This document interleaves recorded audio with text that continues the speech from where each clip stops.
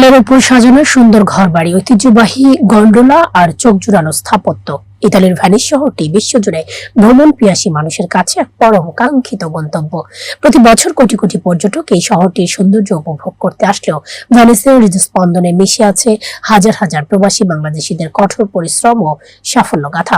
আরো মোহাম্মদ রফিকের তথ্য ভিডিও চিত্রে থাকছে।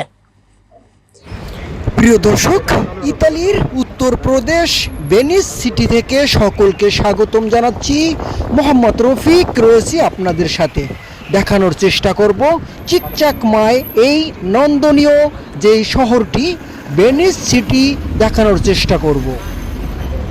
প্রিয় দর্শক, চিকচাকময় এই সিটির যেদিকেই তাকাবেন সেদিকেই সৌন্দর্যের ছড়াছড়ি, পরিবেশ বন্ধু গাছপালা এবং মানুষের তৈরি আধুনিক অবকাঠামোগুলো দেখে যে কোনো ট্যুরিস্টের মনে দোলা দেয়।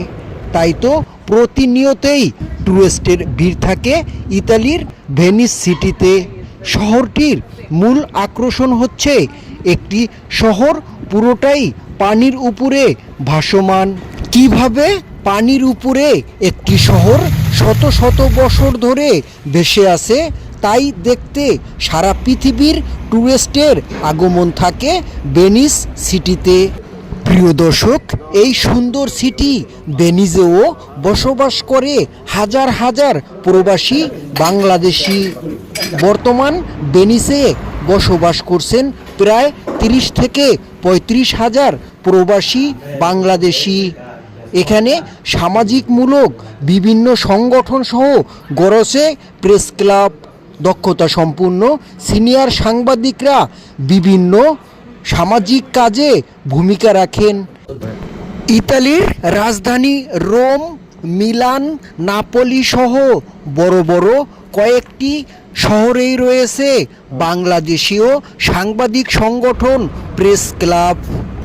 ইতালির ভেনিস বাংলা প্রেস ক্লাবের সরকারি রেজিস্ট্রেশন নাম্বার 174 এবং ভেনিস বাংলা প্রেস ক্লাবের সদস্যরা ছড়িয়ে ছিটিয়ে রয়েছেন ইতালির বিভিন্ন শহরে।